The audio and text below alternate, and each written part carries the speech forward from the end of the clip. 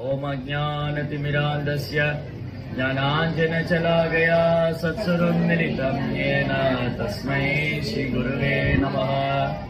नमो विष्णुपादाय कृष्णप्रेष्ठाय भूतले श्रीमते भक्तिवेदान्तस्वामीति नामिने नमस्ते सारस्वती देवे गौरवाणी प्रचारिणे निर्विशेष शून्यवादी पाश्चात्य देशतारिणे।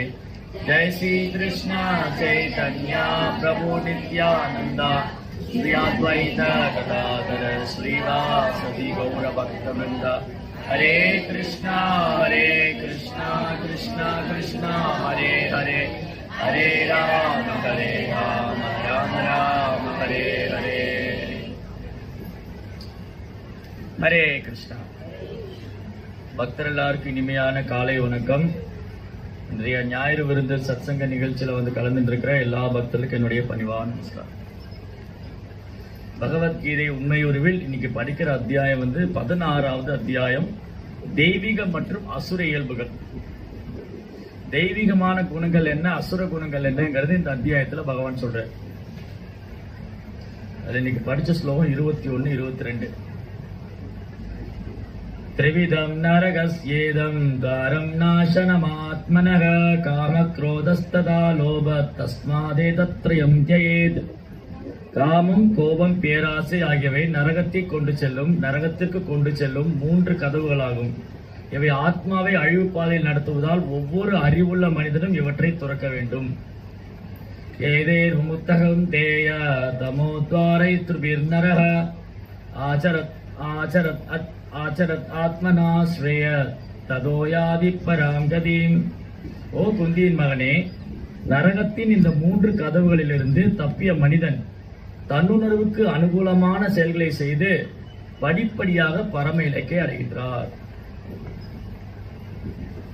இதுல இருந்து என்ன ஒரு கன்ஃபார்மா ஒரு விஷயம் தெரியுது, என்ன உறுதியா தெரியுது அப்படின்னா, பகவத்கீதை வந்து எந்த ஒரு நாட்டுக்கோ சமுதாயத்துக்கோ இனத்துக்கோ மதத்துக்கோ உரியதல்ல.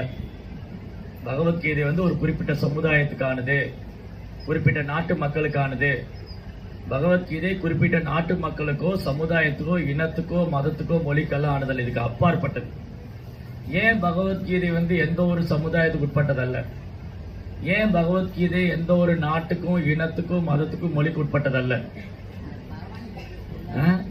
ஏன்னா இங்க பகவத்கீதையில சொல்ற விஷயங்கள் எல்லா தரப்பு மக்களுக்கும் பொருத்தமா இருக்கு. எல்லா தரப்பு உலகத்துல எந்த மூலையில் இருந்தாலும் அவங்களுக்கான பிரச்சனை என்ன, அந்த பிரச்சனைக்கான தீர்வு என்னன்னு பகவான் சொல்றாரு. அதனால பகவத்கீதை எல்லா உயிர்வாளிகளுக்குமானது. இந்தியாவில இல்ல இந்துக்களுக்கு மட்டுமானது அல்ல.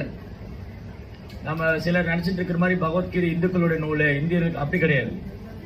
பகவத்கீதை வந்து உலகத்துல இருக்கிற எல்லா மக்களுக்கும், எல்லா தரப்பட்ட மக்கள், உலகத்தில் இருக்கிற எல்லா தரப்பட்ட மக்களுடைய பிரச்சனைக்கும் தீர்வு பகவத்கீதையில் இருக்கு. அப்போ உலகத்தில் இருக்கிற எல்லா தரப்பட்ட மக்களுடைய பிரச்சனை என்னது? இதுதான் பிரச்சனை. காமம், கோபம், பேராசை. இது உலகத்தில் இல்லாத ஆளே கிடையாது. அது அமெரிக்கா போனாலும் இருக்கும், ஆஸ்திரேலியா போனாலும் இருக்கும், லண்டன் போனாலும் இருக்கும், இந்தியா வந்தாலும் இருக்கும், அரபு நாட்டுக்கு போய் எங்க போனாலும் காமம், கோபம், பேராசை. இது இல்லாத இடமும் இல்லை, இது இல்லாத நாடும் இல்லை, இது இல்லாத ஊரும் இல்லை. அதனால இதுல இருந்து எப்படி விடுபடுறதுங்கிறதா பகவத்கீதை. அப்ப இது எல்லாருக்குமானதாச்சே. அப்போ காமம், கோபம், பேராசை இந்துக்களுக்கு மட்டும்தான் இருக்கா? இல்ல இஸ்லாமிற்கு மட்டும்தான் இருக்கா? இல்ல கிறிஸ்தவருக்கு மட்டும்தான் இருக்கா? அப்ப பகவத்கீதை வந்து இஸ்லாம்காரங்க படிக்கூடாது, கிறிஸ்தவர்கள் படிக்கூடாது, இந்துக்கள் தான் அப்படி எல்லாம் கிடையாது. இந்த பிரச்சனை எல்லாருக்கும் இருக்கு. காமம் எல்லாருக்குள்ள இருக்கு, கோபம் எல்லாருக்குள்ள இருக்கு, பேராசை எல்லாருக்குள்ள இருக்கு. இவன் தான் நம்ம எதிரி. கிருஷ்ணர் சொல்ற எதிரி யாருன்னா, இதுதான் நம்ம எதிரி. காமம், கோபம், பேராசை. இன்னும் நம்ம நினைச்சிட்டு இருக்கிறோம் பாகிஸ்தான் எனக்கு எதிரி, இந்தியாவுக்கு பாகிஸ்தான் எதிரி, பாகிஸ்தானுக்கு இந்தியா எதிரி, அப்புறம் வந்து அமெரிக்காவுக்கு ரஷ்யா எதிரி, இல்ல அவங்களுக்கு இவங்க எதிரி, இவங்க, இதெல்லாம் கிடையாது. இதெல்லாம் உண்மை கிடையாது. இதெல்லாம் உண்மை இல்லை. அப்ப ஏன் இதை எதிரியா நினைச்சுட்டு இருக்காங்க? ஒரு நாடு இன்னொரு நாடு ஏன் எதிரியா நினைக்கிறாங்க? ஒரு நாட்டவர் இன்னொரு நாட்டவர் மேல ஏன் எதிரியா நினைக்கிறாங்க? பேராசை. இந்த எண்ணெய் கிணறு எனக்கு சொந்தம், இந்த நதி எனக்கு சொந்தம், இந்த மண் எனக்கு சொந்தம், இது எங்களுடையது, நான் யாருக்கும் தரமாட்டேன், நான் தான் அனுபவிப்பேன் அப்படிங்கிற பேராசை அப்ப வந்துருச்சா? பேராசைங்கிற எதிரி யாரை பிடிச்சிட்டோ, பேராசைங்கிற ஒரு அசுரன், பேராசைங்கிறது ஒரு அசுரன். அதான் தமிழ்ல என்ன சொல்றாங்க? பேராசை வெறும் நஷ்டம். எதெல்லாம் பேராசை? அப்போ பேராசைன்னு என்னது? தேவைக்கு அதிகமா ஆசைப்படுறது. அத்தியாகாரனா அளவுக்கு அதிகமா, தேவைக்கு அதிகமா ஆசைப்படுறது, அதெல்லாம் பேராசை தான். இந்த உடலையும் ஆத்மாவையும் பராமரிக்கிறதுக்காக மட்டும் ஆசைப்படுறது நியாயம். அதுக்கு மேல ஆசைப்படுறதெல்லாம் பேராசை. இந்த உடலையும் ஆத்மாவையும் பராமரிக்கணும் அப்படின்னு அதுக்காக முயற்சி பண்ணா அதுக்கு ஆசைப்படலாம். ஆனா அதை விட்டுட்டு அதுக்கு மேல ஆசைப்படும் போது அது பேராசை. பேராசைன்னு என்னது? பேராசைங்கிறது எனக்கு இன்னும் வேணும், பத்தாது, இன்னும் வேணும். 20,000 ரூபாய் சம்பளம் வச்சிருந்தா 30,000 ரூபாய்க்கு செலவு, 30,000 ரூபாய் சம்பளம் வந்தா 40,000 ரூபாய்க்கு செலவு, 40,000 ரூபாய் சம்பளம் வந்தா 50,000 ரூபாய்க்கு செலவு, இப்படி இது எக்ஸ்டெண்ட் ஆகிட்டே போகுது. இதுதான் பேராசை. சக்திக்கு மேல, தகுதிக்கு மேல ஆசைப்படுறது பேராசை. பேராசைன்னு என்னது? தன்னுடைய தகுதிக்கு மேல ஆசைப்படுறது. வீட்டு மேல லோனு, வீட்டு loan, car loan, bike loan, அப்புறம் எஜுகேஷன் லோனு, அதுக்கப்புறம் கிரெடிட் கார்டுல லோனு. கிரெடிட் கார்டு தான் இருக்கு, கிரெடிட் கார்டு யூஸ் பண்ணுங்க. நீங்க கிரெடிட் கார்டு யூஸ் பண்ணி எல்லாம் வாங்கிக்கோங்க. பணம் யாரு கட்டுறா? நம்ம தான் கட்டி ஆகணும். கிரெடிட் கார்டுல சும்மா கொடுத்துருவாங்களா? கிரெடிட் கார்டு யூஸ் பண்ணிக்கோங்க. பேங்க்ல போறேன்னு கிரெடிட் கார்டு கொடுத்துட்றாங்க. கிரெடிட் கார்டு யூஸ் பண்ணிக்கோங்க. பணம் யார் சார் கொடுக்குறா? பேங்க்ல கொடுக்குது. ஒரு மாசம் கழிச்சா நான் தான் கட்டி ஆகணும் இல்லையா? வித் இன்ட்ரெஸ்டோட இல்லையா, வட்டியோட. இதுதான் பேராசை. சோ அதான் என்ன சொல்லியிருக்கு, ஒருத்தனை ஏமாத்தணும்னா அவன் பேராசையை தூண்டணும். ஒருத்தனை ஏமாத்தணும்னா அவன் பேராசையை தூண்டணும். நீங்க அதை வாங்குங்க, இதை வாங்க, உங்களால வாங்க முடியும். சோ இந்த ரெண்டு பக்கத்து வீட்டுக்காரங்க. யார் ரெண்டு பேர் பக்கத்து வீட்டுக்காரங்கன்னா, பேராசையும் பொய்க்கருவோம். பேராசை பொய்க்கருவோம். பொய்க்கருவம்னு என்ன தெரியுமா? பொய்க்கருவோம்.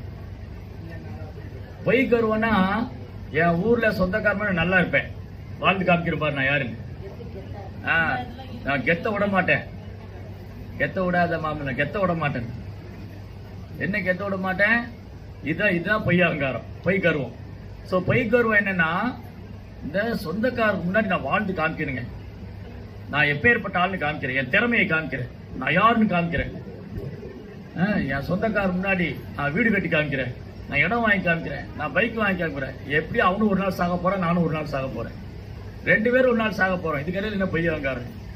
பொய் கருவம். இதுதான் பொய் கருவம். சோ பொய் கருவம் எப்படின்னா, அது ரொம்ப அழகா சொன்னாங்க.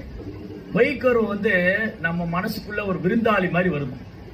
பொய் கருவம் எப்படி வரும்? மனசுக்குள்ள ஒரு கெஸ்ட் மாதிரி வந்து பர்மனன்ட் ஆயிடும். ஓ, நான் இதை அச்சீவ் பண்ணுவோம், நான் அதை அச்சீவ் பண்ணும். இதுதான் பொய் கருவம். சோ இந்த பொய் கருவம், இந்த பொய் கருவம் எதனால வருது? பேராசைனால வருது. அவங்க வீடு கட்டிட்டாங்க, நான் இன்னும் வீடு கட்டல. அவங்க கார் வாங்கிட்டாங்க, நான் இன்னும் கார் வாங்கல. அப்ப அவங்க முன்னாடி நானும் வாழ்ந்து காமிக்கணும். சரி, ஆனா மக்கள் எதை மறந்துடுறாங்கன்னா, ஒவ்வொருத்தரும் அவங்களுக்கு விதிக்கப்பட்ட கர்ம வினையினால இந்த பூமியில பிறந்திருக்கும். எனக்கு என்ன சக்தி இருக்கோ, எனக்கு என்ன தகுதி இருக்கோ, அதுதான் நான் கிடைக்கும். அதுக்கு தகுந்த மாதிரி நான் முயற்சி பண்ணுவோம். இந்த பொய் கருவம் எதுக்கு? பொய் கருவம் தேவையில்லையே. நான் அதை பண்ணி காமிக்கிறேன், நான் இதை செஞ்சு காமிக்கிறேன், அதை சாதிச்சிருவேன், நான் இதை சாதிச்சிருவேன். ஆனா என்ன பிரயோஜனம்? ஒரு நாள் இந்த உடலை விட்டுதாகணும். ஒரு நாள் இல்ல ஒரு நாள் இந்த உடலை விடணும். அப்படி இருக்கும்போது நான் பொய் கருவம் கொண்டு பல விஷயத்தை ஜட உலகத்தில் அச்சீவ் பண்றேன்னு வச்சுக்கோங்க. நான் வந்து சொந்தக்காரன் முன்னாடி நான் யாருன்னு பாருங்க, நான் யாருன்னு ஒரு நாள் காமிக்கிறேன். சொந்த ஊர்ல நான் பெரிய வீடு போட்டு காமிக்கிறேன், பெரிய காரை வாங்கி வீட்டு முன்னாடி நிறுத்துறேன். என் பிள்ளைகளை வந்து வெளிநாட்டுல படிக்க வைக்கிறேன், என் பசங்களை வெளிநாட்டுல வேலைக்கு அனுப்பிச்சிடுறேன், என் பொண்ணு ஒரு வசதியான இடத்துல கல்யாணம் பண்ணி கொடுத்துட்றேன். இதெல்லாம் இந்த உடலை விடும்போது கூட வராது. இந்த உடலை விடும்போது பொய்க்கருவும் கூட வராது. எல்லாத்தையும் விட்டுட்டு தான் போகணும். ஆனா இது பெருமையா நினைக்கிறோம் இல்லையா, அதுதான் தற்பெருமை. தற்பெருமை அல்லது பொய் கர்வம், false prestige. False prestige. Prestige விடக்கூடாதுங்க. என்னங்க பிரஸ்டீஜ்? நீயே உடல் ஆத்மா, உனக்கு என்ன பிரஸ்டீஜ் வேண்டியிருக்கு இல்லையா? நானே இந்த உடல் ஆத்மா, எனக்கு என்ன கர்வம் வேண்டியது இருக்கு, எனக்கு என்ன அகங்காரம் வேண்டியது இருக்கு? இதைத்தான் நம்ம மறந்து போயிடுறோம். அப்ப இந்த ப்ராப்ளம், இந்த பிரச்சனை இந்தியாவில் மட்டும் இல்ல, உலகம் முழுவதும் இருக்கு. அமெரிக்காக்காரன் வந்து இன்னும் போயிட்டானா நானும் போய் காமிக்கிறேன், வந்துருச்சா போய் கருவோம். ஆயிரக்கணக்கான கோடி ரூபாய்க்குள்ள செலவு பண்றாங்க. 1 ரூபா 2 ரூபா இல்ல, ஆயிரக்கணக்கான கோடி ரூபாய். அமெரிக்காக்காரன் போயிட்டான் நிலாவில் அப்படின்னு போய் சொல்லிட்டான். அவன் போயிட்டான்னு இவங்க நினைச்சிட்டு நானும் போக முயற்சி பண்ணுவோம். அதுக்கு எவ்வளவு 1000 கோடி செலவாலும் பரவாயில்ல, அதான் போய் கருவோம். ரஷ்யாக்காரன் கண்டுபிடிச்சிட்டானா, ரஷ்யாக்காரன் அணு ஆயுதம் கண்டுபிடிச்சா அப்ப நானும் கண்டுபிடிக்கிறேன், ரஷ்யாக்காரனோட பெஸ்ட் நான் காமிக்கிறேன். சைனாக்காரன் கண்டுபிடிச்சானா அதோட நான் பெருசா காமிக்கிறேன். இதுதான் பொய் கருவம். இந்த பொய் கருவம் எல்லா இடத்துலயும் இருக்கு, எல்லாருக்குள்ளயும் இருக்கு. அதுக்கப்புறம் பேராசை. இந்த பொய் கருவம் பேராசை 2 பேரும் பக்கத்து வீட்டுக்காரங்க, அண்டை வீட்டுக்காரர். இவங்க எல்லாருமே பக்கத்து வீட்டுக்காரங்க தான், ரிலேஷன்ஷிப் தான். எப்படி உறவு இருக்குன்னா, கிருஷ்ணா அழகா சொல்றாரு, பகவத்கீதை வந்து ஒரு சயின்ஸ், பகவத்கீதா ஒரு விஞ்ஞானம். கிருஷ்ணா என்ன சொல்றாரு, தியாயதோ விஷயான் பும்சக. ஒரு பொருள் மேல முதல்ல பற்றுதல், ஒரு பொருள் மேல ஒரு அட்டாச்மெண்ட். என்ன அட்டாச்மெண்ட்? நானும் அந்த மாதிரி ஒரு வண்டி வாங்கிடணும், இந்த மாதிரி ஒரு அழகான வண்டி வாங்கி என் வீட்டு முன்னாடி நிப்பாட்டணும். அப்ப ஃபர்ஸ்ட் ஆசை வருது. அது என் சக்திக்கு மேல இருந்தா அது பேராசை. பேராசை என்னது? நானும் வந்து நான் பாருங்க என் வீட்டு முன்னாடி ஒரு வண்டி வாங்கி நிறுத்தி காட்டுறேன். தியாயத விஷயான் பும்சக சங்கஸ்தேசு பஜாயதே. ஒரு புலன்கள் என்ன பண்ணுது? நம் புலன்கள் வந்து நமக்கு 5 புலன்கள் இருக்கு இல்லையா? இந்த புலன்கள் வந்து புலன்பு விஷயத்து மேல முதல்ல பற்றுதல் வைக்கும். நான் இதை அனுபவிக்கணும், நான் அதை அனுபவிக்கணும், இதை அடையணும், அதை அடையணும். அப்போ இந்த பற்றுதல் ஃபர்ஸ்ட் என்னது? Attachment. Senses are wanted to enjoy sense gratification. புலன்பத்துல பற்றுதல். புலன்களோட வேலை என்னது? புலன்பத்துல பற்றுதல். தியாயதோ விஷயான் சங்கஸ்தேசு பஜாயதே. சங்கா சஞ்சாயதே காமா. காமா அப்படின்னா, காமம்னா கட்டுக்கடங்காத ஆசை, கட்டுக்கடங்காத கட்டுப்படுத்த முடியாத ஆசை தான் காமம். அதை அடைஞ்சே தீரணும். ராவணன் என்ன பண்ணாரு? சீதை அடைஞ்சே தீரணும். கட்டுக்கடங்காத ஆசை. எவ்வளவு மனைவிமார்கள் இருக்காங்க இல்லையா? நூற்றுக்கணக்கான ஆயிரக்கணக்கான மனைவிமார்கள். மண்டோதரி மாதிரி ஒரு பேரழகியான மனைவி. அப்படி இருந்தும் ராவணனுக்கு கட்டுக்கணக்காத ஆசை. அவன் காமம் 10 தலை கேறிச்சு. ராவணனுக்கு 10 தலை. அந்த 10 தலையும் காமம் தலைக்கு. என்ன பண்ணா? சீதையை தூக்கிட்டு வந்தான். சீதையை தூக்கிட்டு வந்தா எல்லாம் அட்வைஸ் பண்றாங்க, வேண்டாம் ராவணா, உனக்கும் ராமனுக்கு எந்த பகைமையும் கிடையாது, நீயே மாற்றான் மனைவியை தூக்கிட்டு வர. சீதா வந்து ராமனுடைய மனைவி, மரியாதை அவரை ஒப்படைச்சிரு ராமர்கிட்ட. யார் சொன்னாலும் மண்டையில ஏறல. மூர்க்கனுக்கு என்ன உபதேசம் பண்ணாலும் மண்டையில ஏறாது. இந்த 3 விஷயம் இருக்கு இல்லையா? காமம், கோபம், பேராசை. இந்த 3 தலைக்கு ஏறி மேல ஏறி இருக்கிறவங்க மேல நீங்க என்ன சொன்னாலும் வேலையாவது செயல்படாது. எல்லாம் யோசிச்சு பாருங்க. நம்ம வாழ்க்கையை எடுத்துக்கங்க. நம்ம வாழ்க்கையில எடுத்து யோசிச்சு பாருங்க. எனக்கு பேராசை அதிகமா இருந்தப்ப யாராவது சொல்லி கேட்டிருக்கேன், அது வேண்டாங்க, உங்களால முடியாது, அடையா, இல்ல நான் அடைஞ்சே தீருவேன். அப்புறம் அந்த கஷ்டத்தை நான் தான் அனுபவிப்பேன். அதே மாதிரி கோபம், கட்டும் கோபத்தில் இருக்கிற உபதேசம் நீ யாரும் எனக்கு சொல்றதுன்னு சட்டைக்கு வரும் இல்லையா? கோபம் ஆல்சோ வெரி டேஞ்சர். அதே மாதிரி பேராசை, காமம், இந்த 3 தலைக்கு ஏறிடுச்சுன்னா யாரோட உபதேசம் மனசுக்குள்ள போவாது. யாரு வந்து சொன்னாலும் மனசுக்குள்ள போவாது. ராவணன் மண்டையில 10 தலையில இருக்கு. 10 தலையில ஏற மாட்டேங்குது. யாரெல்லாம் உபதேசம் பண்றாங்க? எவ்வளவு பேர் சொல். மாரீச்சன், அப்புறம் கைகசி, விபீஷணா. ராவணா வேண்டாம், கை செய்து விட்டுரு, உனக்கும் ராமனுக்கு எந்த பகைமே இல்லை, ஏன் நீ சீதையை தூக்கிட்டு வரணும்? உனக்கு ஆல்ரெடி நிறைய மனைவி இருக்காங்க. உன்னுடைய லங்கா வந்து ஸ்வர்ண லங்கா, தங்கமே உருவான நகரம். என்ன பஞ்சம் உனக்கு? என்ன பற்றாக்குற உனக்கு? என்ன இல்ல ராவணா? உனக்கு என்ன இல்ல? ஸ்வர்ண லங்கா, இந்த லங்கையே உன்னோடது, நீதான் அதோட கேபிட்டல், லங்கேஸ்வரன். அழகான மனைவி மண்டோதரி, வேற என்ன வேணும் உனக்கு? ஆனாலும் தீராத ஆசை, சீதை தூக்கிட்டு. தியாயதோ விஷயன் வம்சக சங்கஸ்தேசு பஜாயி சங்கா சஞ்சரி காமா.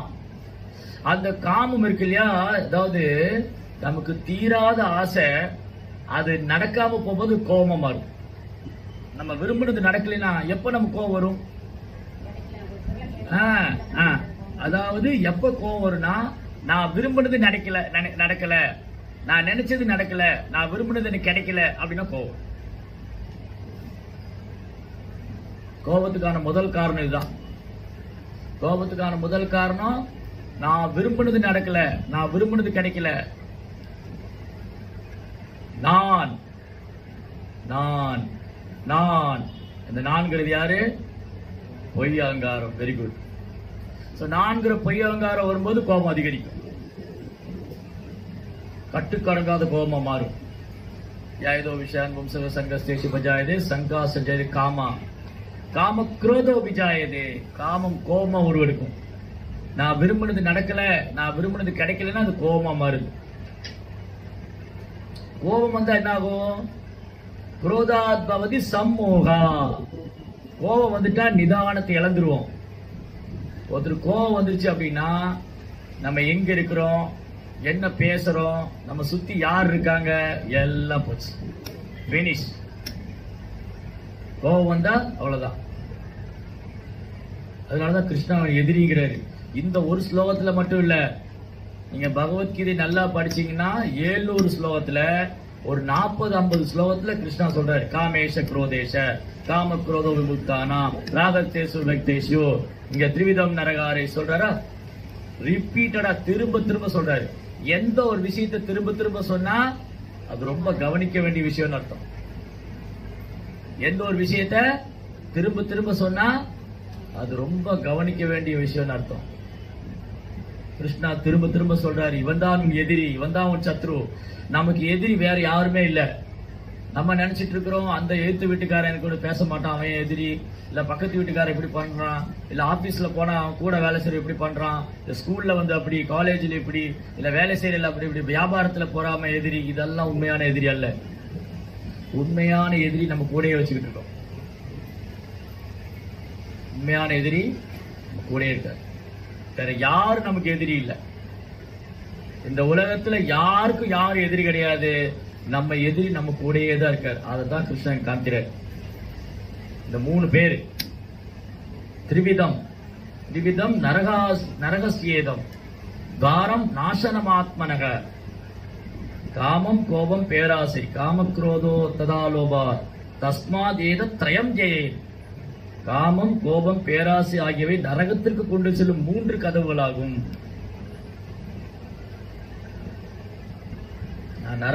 நரகத்துக்கு போற 3 கதவு: காமம் கோபம் பேராசை.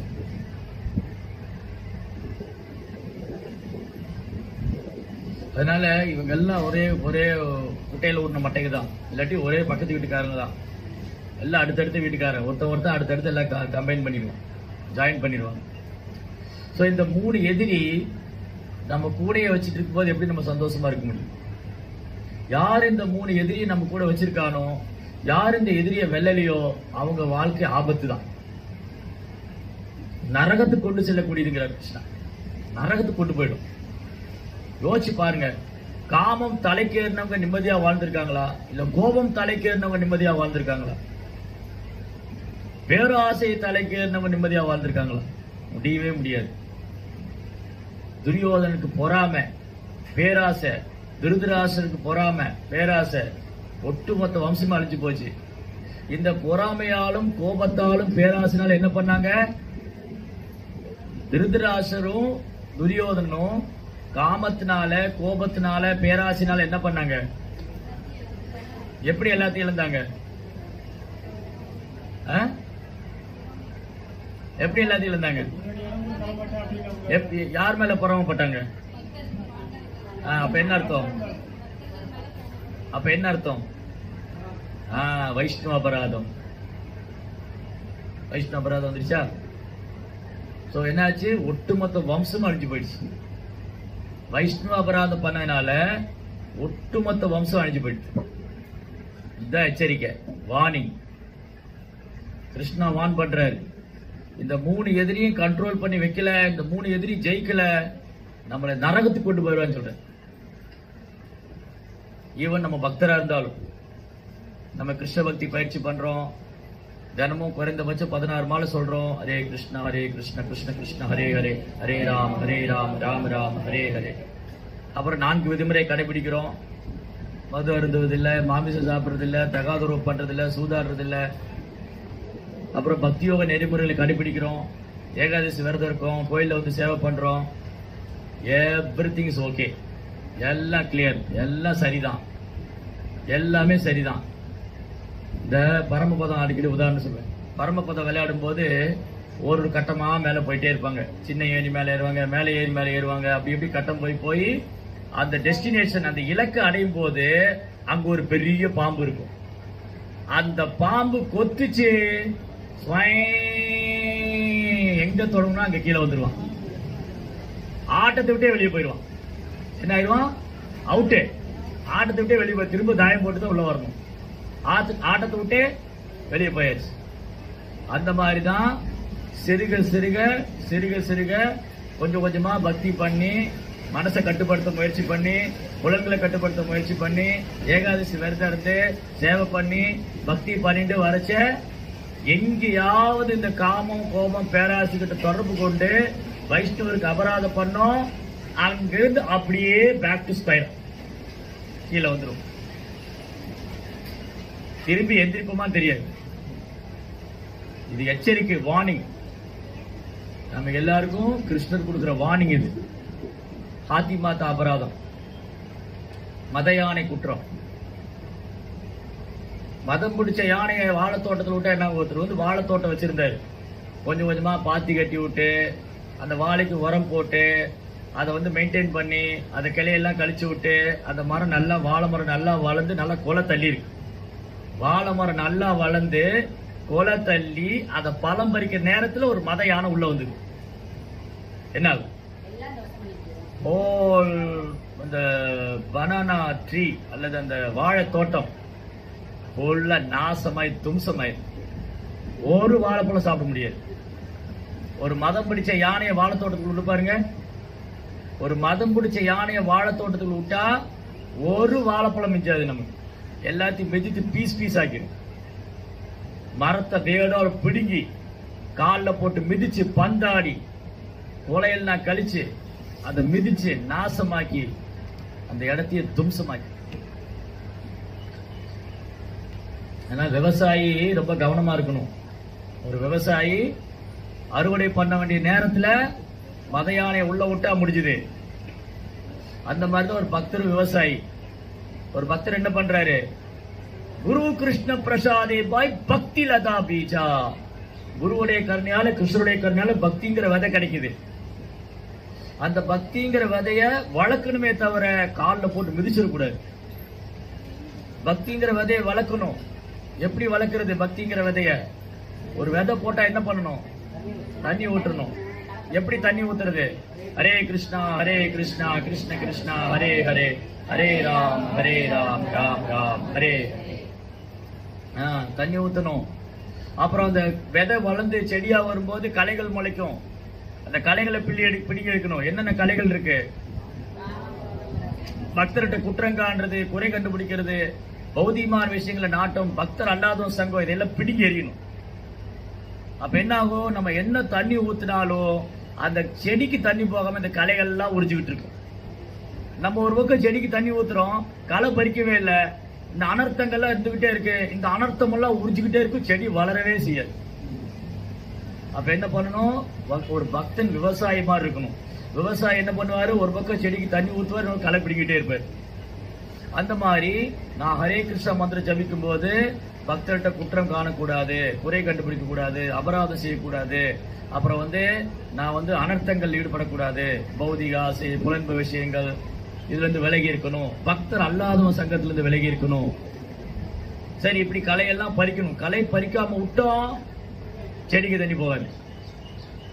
என்ன முயற்சி பண்ணாலும் கொஞ்சம் கொஞ்சம் தான் கிடைக்கும். களை பூரா உறிஞ்சுக்கிட்டு செடி வளர்றதுக்கு வருஷங்கள் ஆகும். என்னது, என் செடி வச்சு வளரவே இல்லை, எவ்வளவு களை பறிக்காம வச்சுட்டு எப்படியா வளரணும்? அதெல்லாம் பறிக்கணும். அதுக்கப்புறம் அந்த செடி வளர்ந்து வருது. செடி வளர்ந்து வரும்போது என்ன பண்ணணும்? அதுக்கு உரம் போடணும். இன்னும் நல்ல ஊட்டச்சத்து இயற்கை உரம் போடணும். பஞ்சகவ்யம் எல்லாம் இயற்கை உரம் போட்டு அந்த செடியை வந்து ஊட்டச்சத்து கொடுக்கணும். செடிக்கு ஊட்டச்சத்து என்னது? இல்ல சிரவணம், கீர்த்தனம், விஷ்ணு ஸ்மரணம், பகவானை பற்றி கேட்பது, பாடுவது, இதெல்லாம் உரம் போடுற மாதிரி. பாகவதம் கேட்கறது, பாகவதம் படிக்கிறது. ஸோ இப்படி ஒரு பக்கம் சாண்டிங் பண்றோம், அந்த செடிக்கு நீர் பக்திங்கிற சின்ன விதைக்கு ஜெபம் பண்ணா நீர் ஊற்றி அது செடியாகுது. அதுக்கப்புறம் அதை களையை பறிக்கும் போது அனர்த்தங்கள்லாம் பறிச்சு அனர்த்தங்கள்லாம் கிள்ளி எறியணும். களையை பிடிக்க எடுக்கிற மாதிரி அனர்த்தங்கள்லாம் கிள்ளி எறியணும். குற்றம் காணுதல், குறை சொல்லுதல், அவதூறு பேசுறது, ஒரு பக்தர் இல்லாதப்ப அவரை பத்தி பேசுறது, அவரை பத்தி இன்னொருத்தர் சொல்றது, இதெல்லாம் வந்து ஆபத்து. இதை கிள்ளி எறியணும். அதுக்கப்புறம் அந்த கொடி வளரும் போது அதுக்கு உரம் போடணும். அதான் சிரவணம், கீர்த்தனம், பாகவதம் கேட்கணும், பாகவதம் படிக்கணும். சரி, இப்ப இன்னும் கொடி நல்லா வளர்ந்து வருது. கொடி நல்லா வளர்ந்து வந்து அது நல்ல உயரமா வருது. அப்புறம் என்ன பண்ணும்? வேலி அமைக்கணும். வேலி அமைக்கல கண்ட கண்ட ஆடு மாடெல்லாம் வந்து மேய ஆரம்பிச்சிடும். அப்போ ஒரு பக்தனுக்கு பாதுகாப்பு வேலி என்னது? பக்தர் சங்கம். அதாவது எப்போ பக்தர் சங்கத்திலே இருக்கணும். பக்தர் சங்கத்தை விட்டு வெளியில போயிட்டோம், 4 பேர் 4 பேசுவாங்க. நீ அவ்வளவுதானா? அரேதாமா ஹரிகிருஷ்ணா, நீதான் போன, குடும்பத்தோட போயிட்டியே, பிள்ளைகளையும் கூட்டிட்டு போயிட்டியே. அப்ப இந்த மாதிரி வார்த்தைகள் காதுக்குள்ள போச்சுன்னா, ஆமா எனக்கு என்ன வயசாச்சு, நான் ஏன் இப்ப கிருஷ்ண பக்தி பண்ணணும், நான் ஏன் பிள்ளைகளோடு போகணும், இன்னும் கொஞ்சம் வருஷம் போகட்டுமே இல்லையா? இது ரொம்ப ஆபத்து. அப்போ பக்தர் சங்கத்தில் இருக்கும்போது அந்த மாதிரி விஷயம் நம்ம காதில் விழாது. பக்தர் உற்சாகப்படுத்துவாங்க. நீங்க ஜெபம் பண்ணுங்க, ஏகாதசி விரதருங்க, பாகவதம் படிங்க, சேவை பண்ணுங்க. ஒரு பாதுகாப்பு பக்தர் சங்கம். எப்படி அந்த வேலி போட்டு அந்த வேலி வந்து பாதுகாப்பா இருக்கு அந்த கொடிக்கு. அப்போ ஒரு பக்தனுக்கு நமக்கு எப்பவுமே பாதுகாப்பு பக்தர் சங்கம் தான். வேலி சரியில்லைன்னு பிடிங்க எரிஞ்சிடக்கூடாது. இப்போ ஒரு விவசாயி ஒரு வேலி போட்டிருந்தாரு, அந்த வேலி சரியில்லை. வேலி சரியில்லை என்ன பண்ணணும்? ரிப்பேர் பண்ணணும், சரி பண்ணணும். பிடிங்க எரிஞ்சிடக்கூடாது, அப்புறம் இன்னும் ஆபத்தாயிரும். அதனால பக்தர் சங்கத்துக்குள்ள வந்தா பக்தர் சங்கம் சரியில்லைன்னு விட்டு போக கூடாது. பக்தர் சங்கத்துக்கு வந்து சரியில்லையா, என்ன பண்ணலாம்? அப்போ எந்த மாதிரி பக்தருடைய சங்கம் எடுத்துக்கணும்? மூத்த பக்தருடைய சங்கம் எடுத்துக்கணும். மூத்த பக்தருடைய வழிகாட்டுதல் பண்ணணும். சக பக்தர்கிட்ட அன்பு செய்யணும். புதுசா உள்ளவங்க சொல்லிக் கொடுக்கணும். அப்புறம் பக்குவம் இல்லாத பக்தர் இருக்காங்களா, அவங்க இன்னும் பக்தர் ஆகல, பக்தர் மாதிரி இருக்காங்க, பக்தர் ஆகலன்னா அவங்ககிட்ட ஹரே கிருஷ்ணா, நல்லா இருக்கீங்களா, ஹரே கிருஷ்ணா, ஹரே கிருஷ்ணா, அவங்கள வெறுக்க கூடாது. எந்த பக்தரையும் வெறுக்க கூடாது, யாரையும் உதாசீனப்படுத்த கூடாது, யாரையும் நம்ம விடக்கூடாது. அட் த சேம் டைம் அதே நேரம் என்னுடைய கிருஷ்ண உணர்வை நான் காப்பாத்திக்கணும். அப்ப நான் பக்தர் சங்கத்தில் இருக்கணும். இல்லைங்க பக்தர் சங்கத்துல போனா பிரச்சனைங்க, ஏதாவது யாராவது சொல்லுவாங்க, பேசாம வீட்லயே உட்காந்துக்கலாம். அது இன்னும் ஆபத்து. அது இன்னும் ஆபத்து. அது வேலி இல்லாத செடி. பக்தர் சங்கத்துக்கு வராம வீட்டுல ஒருத்தர் உக்காந்துட்டாருன்னா அது வேலி இல்லாத செடி. யார் வேணாலும் வந்து செடியை பறிச்சுட்டு போலாம், யார் வேணா பிடி எறியலாம், ஆடு மாடு யாருன்னா உள்ள வரலாம். அது புறம்போக்கு நிலம் மாதிரி. புறம்போக்கு நேரத்தில் யார் வேணா என்ன வேணா போய் பண்ணுவாங்க. ஆனா வேலி போட்ட இடத்துக்கு எஜமானன் இருக்காருன்னு அர்த்தம். அப்ப பக்தர் சங்கத்துல கிருஷ்ணர் தான் எஜமானன். கிருஷ்ணர் எஜமானனா எடுத்துட்டு கிருஷ்ணருக்காக எல்லா பக்தரும் ஒன்று சேர்ந்து இருக்கணும். கிருஷ்ணருக்காக, பிரபுபாதருக்காக, குருவுக்காக இந்த சேவை பண்றோம் அப்படின்னு இருக்கு. இதெல்லாம் மீறி இந்த வேலியை தாண்டி மத யானை உள்ள விட்டோம், முடிஞ்சது. இந்த மத யானை உள்ள வந்து வேலியை பிடிங்கி எரிஞ்சு தோட்டத்தை நாசமாக்கி ஒன்னும் இல்லாம செஞ்சு. அதனால ரொம்ப கேர்ஃபுல்லா இருக்கணும். Entire Ramayana, entire Mahabharata. ராமாயணம் முழுவதும் ஏற்பட்டது, மகாபாரதம் முழுவதும் ஏற்பட்டது வைஷ்ணவ அபராதம். ராமாயணத்தில் யாருக்கு வைஷ்ணவ அபராதம்? சீதாதேவி தூக்கின்னு போனான். சீதாதேவி பகவானுடைய சுத்த பக்தை. சீதாதேவி பக்தி தேவி, பகவானுடைய நித்தியமான மனைவி. அவரை பகவான் பிரிச்சு தூக்கிட்டு போனா பகவான் சும்மா விட்டுருவாரா? என்டையர் ராட்சச டைனஸ்டியே போச்சு. ராச வம்சமே தும்சமாக்கிட்டு, வம்சமே இல்ல. அதே மாதிரி திரௌபதி ஒரு பொண்ணு, சபையில் இழுத்து வந்து அவமானப்படுத்தினாங்க. என்டையர் குரு வம்சமே இல்லாம போச்சு. அது வந்து சொல்றாரு. யாரு தெரியுமா சொல்றாங்க? அர்ஜுனன் சொல்றாரு. ஸ்ரீமத் பாகவதம் 1 canto 15 சாப்டர், பாகவதம் முதல் ஸ்கந்தம் 15ஆம் அத்தியாயத்துல அர்ஜுனன் யுதிஷ்டிர மகாராஜ் சொல்றாரு, துவாரகை போயிட்டு வந்தாரு, கிருஷ்ணன் நம்மளை விட்டு போயிட்டாரு, கிருஷ்ணன் இந்த பூமி விட்டு மறைஞ்சிட்டாரு. அப்ப அர்ஜுனன் அழறாரு. அப்ப என்ன சொல்றாரு யுதிஷ்டிர மகாராஜ்ட, அண்ணா உனக்கு ஞாபகம் இருக்கா, அன்னைக்கு திரௌபதியை சபையில கூட்டு வந்து தலைமுடியை பிடிச்சு இழுத்து விட்டாங்கல்ல, அது கிருஷ்ணர் என்ன பண்ணாரு, உருவம்சத்தில் இருக்கிற எல்லா பெண்களோட தலைமுடியும் அவுத்து விட்டாரு. எப்ப பெண்கள் தலைமுடி அவுத்து இருப்பாங்க? கணவனை இழந்தப்பதான். அப்ப என்ன அர்த்தம்? அர்ஜுன் என்ன சொல்றாரு, திரௌபதியோடைய தலைமுடி அவிழ்த்ததுனால உருவம்சத்துக்கு அத்தனை ஆண்மகனும் கொல்லப்பட்டாங்க. அவங்க பெண்கள்லாம் விதவையான மனைவிகள்லாம். அப்ப எவ்வளவு ஆபத்து, very danger, very very danger. So அதனால எங்கிருந்து கண்ட்ரோல் ஆரம்பிக்கணும்? ஃபர்ஸ்ட் இங்கதான் சுவிட்ச் நம்ம கையில தான் இருக்கு. இப்போ செல்போன் சைடுல சுவிட்ச் நம்ம கையில தான் இருக்கு இல்லையா? சுவிட்ச் நம்ம கையில தான் இருக்கு. என்ன பண்ணணும்? காமம், கோபம், பேராசை அப்படி வரும்போது டக்குன்னு நினைக்கணும், ஆஃப் பண்ணணும்.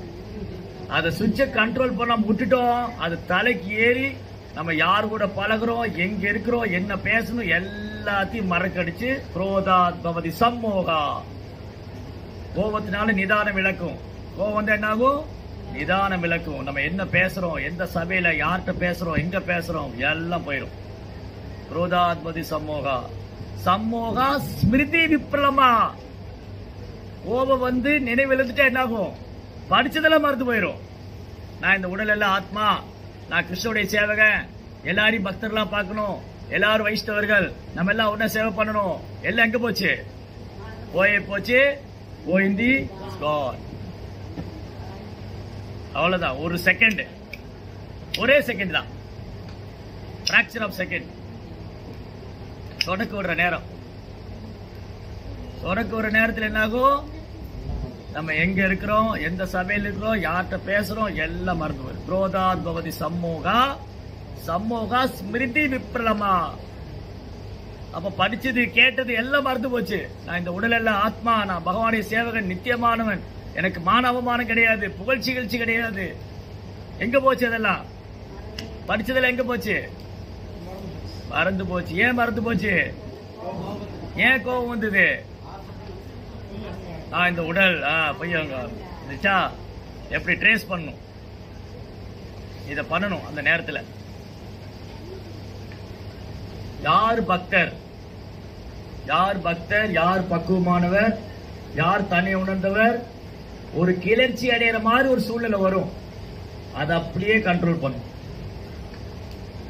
அவர் தான் தன்னை உணர்ந்த. கிளர்ச்சி அடைகிற மாதிரி சூழ்நிலை வரும், போய் அடிச்சிடலான்னு தோணும், திட்டிடலான்னு தோணும், கழுத்தை பிடிச்சிடலான்னு தோணும், அப்படியே கண்ட்ரோல் பண்ணும். ஹரே கிருஷ்ணா.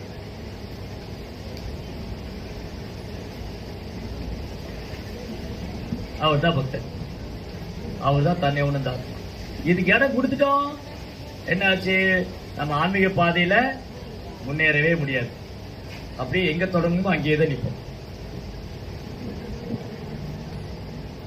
அதனால இதுதான் யார் எதிரின்னு கிருஷ்ணா காமிச்சு கொடுத்துட்டாரு. நம்ம எதிரி யாரு? நம்ம கூடயே தான் இருக்காரு. காமம், கோபம், பேராசை. குரோதாத் பவதி சம்மோகா. சம்மோகா ஸ்மிருதி விப்ரம புத்தி நாசம். சாஸ்திரம் படிச்சதை நினைவு படிக்கல, புத்தி நாசமாச்சு. புத்தி நாசமானா பினிஷ், எல்லாம் முடிஞ்சது. Everything finish. ஹரே கிருஷ்ணா. அப்ப எங்க கொண்டு விட்டுருது? இப்போ இந்த 2 ஸ்லோகத்துல கிருஷ்ணன் வந்து சாய்ஸ் கொடுத்திருக்காரு. இந்த 2 ஸ்லோகம் பகவத்கீதையில கிருஷ்ணன் என்ன சொல்றாரு? 4 விஷயம். தியாயதோ விஷயான் பும்சக சங்கஸ்தேசு பஜாயதே சங்கா சஞ்சாயது காம குரோதோ விஜய. இது ஒரு ஸ்லோகம். குரோதாத் பவதி சம்மோகா. சம்மோகா ஸ்மிருதிலிபுரம். ஸ்மிருதிலிபு புத்திநாசம். புத்திநாசம் வினசி. இது 2வது ஸ்லோகம். இப்ப இந்த ஸ்லோகத்துல கிருஷ்ணர் ஒரு சாய்ஸ் கொடுக்கிறார். இங்க சாய்ஸே கிடையாது. எப்படின்னு புரியுற மாதிரி சொல்றேன். இங்க சாய்ஸ் இல்லை, இங்க சாய்ஸ் இருக்கு. இப்போ ஒரு விஷயம், ஒரு பொருள் மேல பற்றுதல். கிருஷ்ணன் என்ன சொல்றாரு? பற்றுதல் வைக்காதேங்கிறார். கிருஷ்ணன் என்ன சொல்றாரு? ஒரு விஷயத்து மேல பற்றுதல் வைக்காத. உன் மனைவியோ, கணவன் மனைவி மேல பட்டுதலா இருக்கலாம், மனைவி கணவன் மேல பட்டுதலா இருக்கலாம், பெற்றோர்கள் பிள்ளைகள் மேல பட்டுதலா இருக்கலாம், பிள்ளைகள் பெற்றோர் மேல பட்டுதலா இருக்கலாம், இல்ல ஒருத்தர் சொத்து மேல பட்டுதலா இருக்கலாம், இல்ல நண்பர் இடத்துல பட்டுதலா இருக்கலாம். சோ மெனி பற்றுதல் இருக்கு.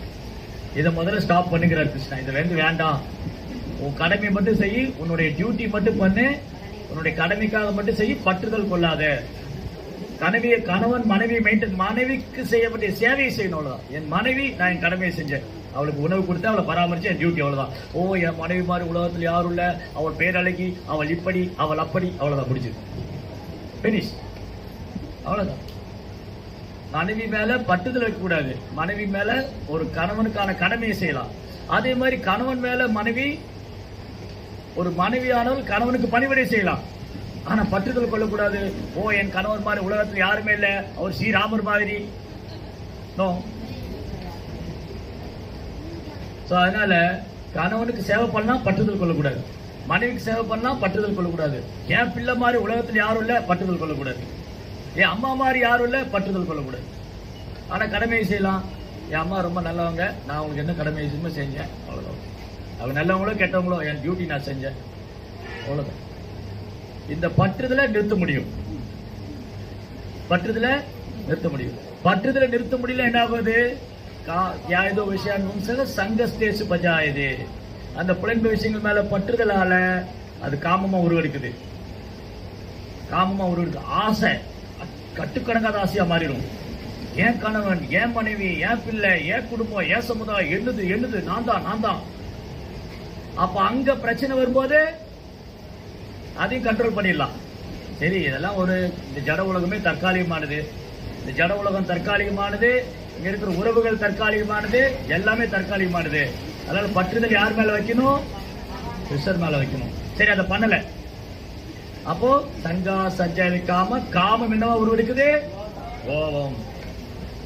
என் கணவரை முன்னாடி பேசிட்டாங்க, சும்மா விட மாட்டேன். என் மனைவி இப்படி சொல்லிட்டாங்க, சும்மா விட மாட்டேன். என் மாமாவை எப்படி சொல்லிட்டாரு, சும்மா விட மாட்டேன். என் பெரியப்பாவை எப்படி நீங்க சொல்லலாம்? என் சித்தப்பாவை எப்படி நீங்க இப்படி பேசலாம்? என் பையனை எப்படி நீங்க சொல்லலாம்? என் பிள்ளை எப்படி நீங்க சொல்லலாம்? என் மனைவி எப்படி நீங்க சொல்லலாம்? என் கணவர் எப்படி சொல்லலாம்? இது கோபம். இந்த இடத்தையும் கண்ட்ரோல் பண்ணலாமா? முடியும். என்னது? ஓகே, நான் கோபப்படக்கூடாது. இது தலைக்கு மேல போயிடுச்சுன்னா இதுவரை கண்ட்ரோல் பண்ணலாம், கோபத்தை வரை கட்டுப்படுத்திடலாம். கோபத்தை விட்டுட்டோம், இதனால முடியாது. இது பயிற்சி. குரோதாத் பவதி சமூகா. கோபம் வந்தது, என்ன விழுந்தாச்சு, படிச்சு மறந்தாச்சு, அவ்வளவுதான், முடிச்சு, எல்லாம் முடிச்சு. இந்த 4 ஸ்டேஜ்ல ஒண்ணும் பண்ண முடியாது. இந்த 4 ஸ்டேஜ்க்குள்ள பண்ணிடலாம். பற்றுதலை குறைச்சிக்கலாம், ஆசையை கட்டுப்படுத்திக்கலாம், கோபத்தை கட்டுப்படுத்திக்கலாம். இத பண்ணாம விட்டோம், போச்சு. தலை கூப்பிடுறதுனால இது கைமீறி போயிடும். கைமீறி போச்சு, கடைசியில் யார் கஷ்டப்படுவா? கிருஷ்ணன் ரொம்ப அழகா சொல்ற, இவன் தான் அவன் எதிரி, இவன் தான் அவன் எதிரி. இந்த காமம், கோபம், பேராசை ஆகியவை நரகத்தை கொண்டு செல்லும் 3 கதவுகள். கேட்வே, இந்தியா கேட்வே, இந்தியாவுடைய நுழைவாயில் சொல்ல, இந்தியா கேட்வே. ஹரித்வார், ஹரித்வார் ஒரு இடம் இருக்கு. ஹரித்வார்னா ஹரியோட உலகத்துக்கான கேட்டது. கிருஷ்ணாவோட உலகத்துக்கு போலாம். ஹரித்வார்ல போய் யாரா உடலை விட்டா கிருஷ்ணாவோட உலகத்துக்கு போலாம். ஆனா இந்த 3 இருந்து உடலை விட்டா நரகத்துக்கு தான் போகும். இவன் தான் நான் பக்தர்னு சொல்லிக்கலாம். நான் பக்தருங்க, அதனால கோபத்தை கட்டுப்படுத்த முடியாதுங்க. நான் பக்தருங்க, எனக்கு பேராசை இருக்கு, அதெல்லாம் கட்டுப்படுத்த முடியாதுங்க. அது என் சுபாவங்க, அதை நீங்க மாத்திதான் ஆகணுங்க. அதை மாத்திரம் கிருஷ்ணன் போக முடியாதுங்க. அவ்வளவுதாங்க, உண்மைதாங்க. நான் சொல்லலைங்க, பகவத்கீதை சொல்லுங்க. நான் சொல்லலைங்க, கிருஷ்ணர் சொல்றாருங்க. நீ என்கிட்ட வந்து ஆர்கியூ பண்ணலாம், நீ என்கிட்ட ஆர்கியூ பண்ணலாம். என் சுபாவத்தை என்னால மாத்திக்க முடியாது. எனக்கு பற்றுதல் இருக்கு, என்னால விட முடியாது. நீங்க சொல்லலாம், பிரபு எங்க பசங்களை கோயில்ல விட சொல்றீங்க, என்னால முடியாது. அவன் இப்பதான் காலேஜ் முடிச்சு வந்திருக்கான், இப்பதான் ஸ்கூல் முடிச்சு வந்திருக்கான், அவன் கொஞ்ச நாள் வீட்டுல இருக்கட்டும், அவன் கேட்க மாட்டேங்கிறான், சொல்லலாம். நீங்க, நான் என்ன சொல்லுவேன்? ஹரே கிருஷ்ணா, ஓகே, அவ்வளவுதான். இல்ல பிரபு, என் பொண்ணு நான் சொன்னா கேட்க மாட்டா, அவன் பகலாட்டி வர சொன்னா வரமாட்டான், ஹரே.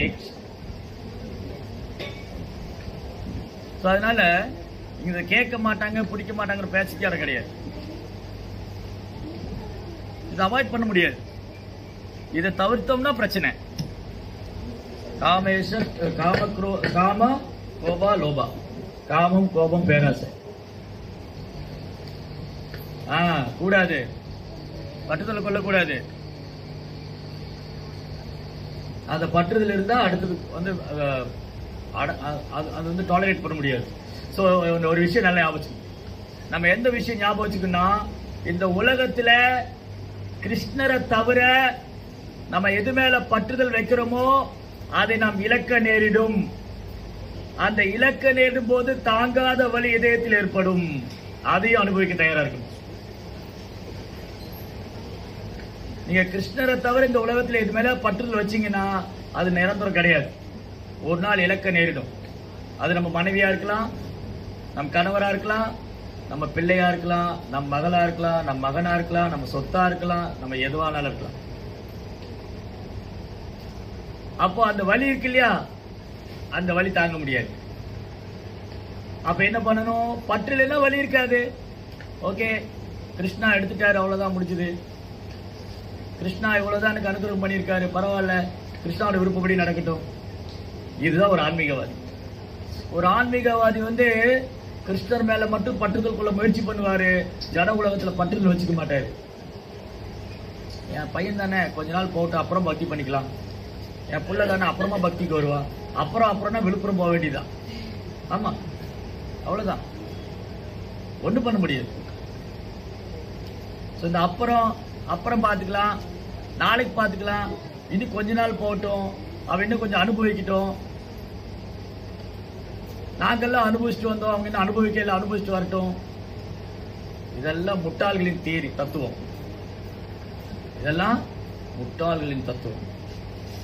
எனக்கு சின்ன வயசுல கிடைக்கல, பிள்ளை கிடைச்சிருக்கு, அதுதான் புத்திசாலியின் தத்துவம். அப்ப எந்த அளவுக்கு நம்ம ட்ரெயின் பண்ணணும், இந்த அளவுக்கு ட்ரெயின் பண்ணணும். சோ இதை விட்டுட்டோம், அவங்களும் இதுக்கு அடிமையாவாங்க.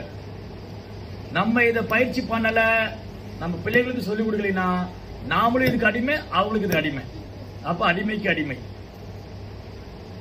எல்லாருமே இதுக்கு அடிமை. பேனிஷ். அதனாலதான் கிருஷ்ணா திரும்ப திரும்ப சொல்றாரு, காமேஷ குரோதேஷ காம குரோத விமுக்தானாம் ராகத்வேஷு விமுக்தைஷு திரிவிதம் நரகாரேஷு. ஏன் கிருஷ்ணா திரும்ப திரும்ப சொல்றாரு? நம்ம மேல உள்ள அக்கறையினால சொல்றாரு. ஏன் பிரபுபாத் திரும்ப திரும்ப சொல்றாரு? நம்ம மேல உள்ள அக்கறையினால சொல்றாரு. ஏன் பக்தர்கள் திரும்ப திரும்ப சொல்றாங்க? நம்ம மேல உள்ள அக்கறையினால சொல்றாங்க. எஸ், இவங்க சொல்றது சொல்லிட்டே தான் இருப்பாங்க, நம்ம பண்றதை பண்ணிட்டே இருப்போம்னா சப்ஜி ஆத்மா விளைச்சிது. ஸோ அதனால இந்த 3 விஷயம் ரொம்ப கேர்ஃபுல்லா இருக்கும். நம்ம இதுதான் நம்மளை நரகத்துக்கு கொண்டு செல்லும். ஸோ கிருஷ்ணா திரும்ப என்ன சொல்றாரு?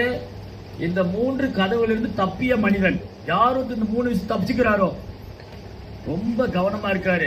எப்போ நான் ஏதாவது தேவையில்லாத விஷயம் மேல பற்றுதல் வைக்கிறேன்னா, அதாவது நம்மளை நாம வாட்ச் பண்ணிக்கிட்டே இருக்கணும். நம்ம மனதை நாம் வந்து கவனிச்சுக்கிட்டே இருக்கணும். இந்த மனது எது மேல பற்றுதல் கொள்ளுதா, இந்த மனது எது மேல ஆசைப்படுதா, இந்த மனது எது மேல யாரையா பார்த்து பொறாமப்படுதா, இந்த மனது எது மேல பற்றுதல் வச்சுக்குதா, இந்த மனது கோபம் இருக்கா, அதுக்குள்ள இந்த மனசுக்குள்ள கோபம் இருக்கா, இதெல்லாம் பிடிக்க எறியணும். இந்த 3 கதவுலையும் தப்பிய மனிதன் இந்த 3ல இருந்து எஸ்கேப் ஆயிட்டான்னா அவன் வந்து தன்னுணர்வுக்கு அனுகூலமான செயல்களை செய்து படிப்படியாக பரம இலக்கை அடைவான். இந்த 3ஐயும் கிராஸ் பண்ணியாச்சு, அடுத்த டோர் கிருஷ்ணருடையதான். இந்த 3ஐயும் கிராஸ் பண்ணிட்டா, காமம் கோபம் பேராசை 3ஐயும் கடந்து வந்துட்டா அடுத்த ஸ்டெப் கிருஷ்ணனுடைய உலகம் தான். அது இந்த 3ஐயும் கடக்கணும். எங்கேயாவது ஒரு இடத்துல லேக் ஆயிருந்தா போக முடியாது.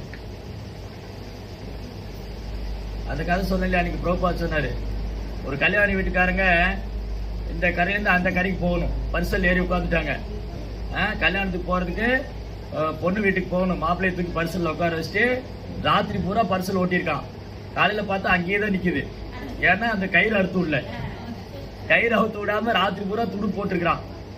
என்னன்னு பார்த்தா அக்கறைக்கு போகவே இல்லை, பரிசல் வந்து போட்டு அந்த கரைக்கு போகவே இல்லை. ஏன்னா இந்த கரையில உட்காந்து துடு போட்டே இருக்கு ராத்திரி பூரா. என்னது, இந்த கயிறு அறுத்து விடல.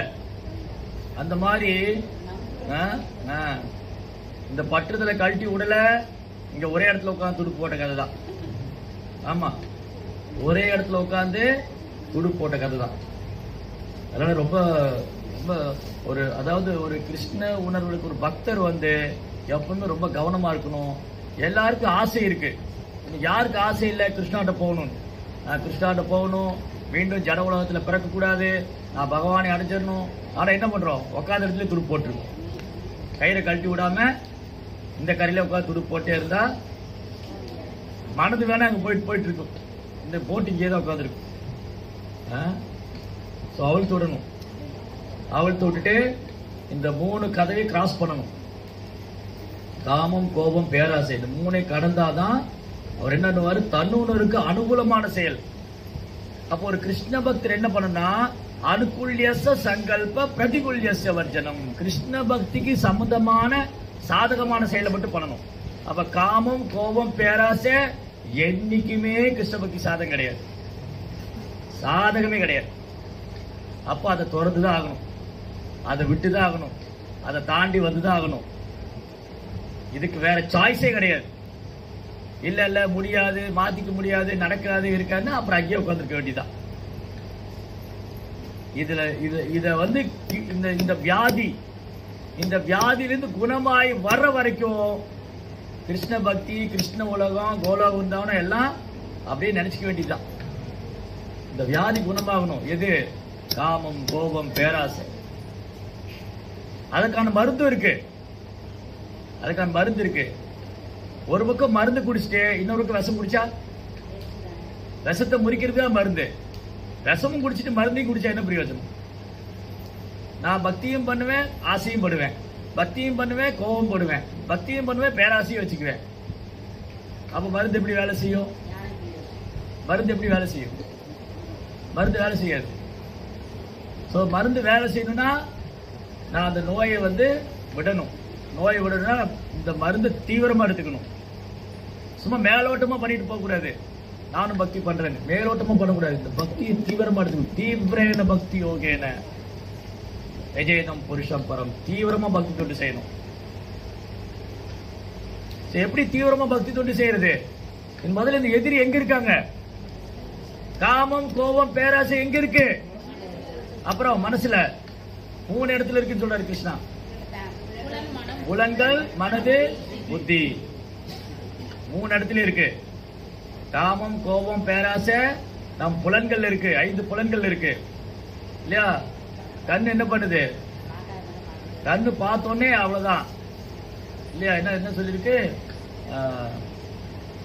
மறந்துச்சு, கொஞ்ச நேரம் ஞாபகம் வந்துச்சு. இல்ல கண்ணுல பார்த்த உடனே இம்மிடியா அனுபவிக்குங்கிற ஒரு பழைய பாட்டு ஞாபகம் வந்தது. கண்ணுல பார்த்த உடனே இல்ல கண்ணுல பார்த்த உடனே அப்படி படம் பிடிச்சிரும் மனசுல. கண்ணுல பார்த்தோடனே மனசுல பதிஞ்சிரும். மறந்துருச்சு, அது வேண்டாம், வராது, நல்லதுதான். சோ கண்ணுல பார்த்த உடனே, கண்ணால பார்த்த உடனே படம் பிடிச்சு மனசுல பதிஞ்சிரும்.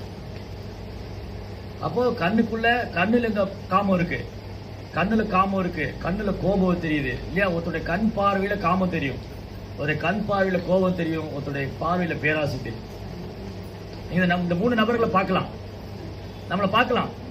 கண்ணாடியில பாருங்க, இந்த கண்ணுல காமம் இருக்கும்போது எப்படி இருக்கு, கோபம் இருக்கும்போது எப்படி இருக்கு, பேராசை இருக்கும்போது எப்படி இருக்கு. கண்ணு காமிச்சு கொடுத்துரும், புலன்கள் காமிச்சு கொடுத்துரும். ஏன்னா அந்த புலன்கள்ல ஒழிஞ்சிட்டு இருக்கான். அதுக்கப்புறம் மனசுல ஒழிஞ்சிட்டு இருக்கு. இந்த எதிரி மனசுல ஒழிஞ்சிட்டு இருக்கான், காமம், கோபம், பேராசை. அப்புறம் புத்தியில ஒழிஞ்சிட்டு இருக்கான், புத்தியை மழுங்கடிச்சிருவான். இந்த காமம், கோபம், பேராசை தலைக்கு ஏறிச்சுன்னா புத்தி மழுங்கி போயிடும், புத்தி வேலை செய்யாது. அப்ப எப்படி உங்களை ஜெயிக்கிறது? ஜெயிக்கணுமே.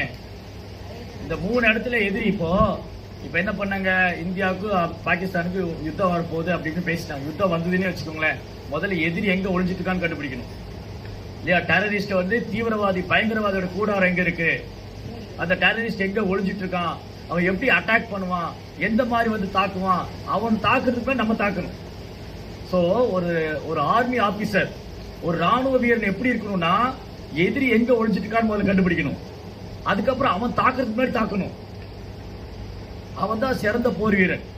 சிறந்த போர் வீரனுக்கான அடையாளம் என்னன்னா, முதல்ல தன் எதிரி எங்க ஒளிஞ்சிருக்கான்னு கண்டுபிடிக்கணும். 2வது அவன் தாக்குறதுக்கு முன்னாடி நம்ம தாக்கணும், நம்ம தயாரா இருக்கணும். சோ கிருஷ்ணா என்ன பண்ணிட்டாரு? எதிரி எங்க ஒளிஞ்சிட்டு இருக்கான்னு காமிச்சு கொடுத்துட்டாரு. கிருஷ்ணா என்ன பண்ணாரு? நமக்கு பெஸ்ட் ஃப்ரெண்டு, கிருஷ்ணா நமக்கு சிறந்த நண்பர்.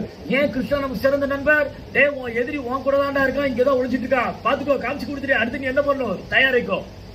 அவன் உன்னை தாக்குறதுக்கு முன்னாடி நீ அவனை தாக்கிடு. எப்படி தாக்குறது? இந்த எதிரி காமம், கோபம், பேராசை, புலன்களை தாக்குது, மனதை தாக்குது, புத்தியை தாக்குது. இவன் தாக்குறதுக்கு முன்னாடி அவனை தாக்கணும். என்ன பண்ணும்?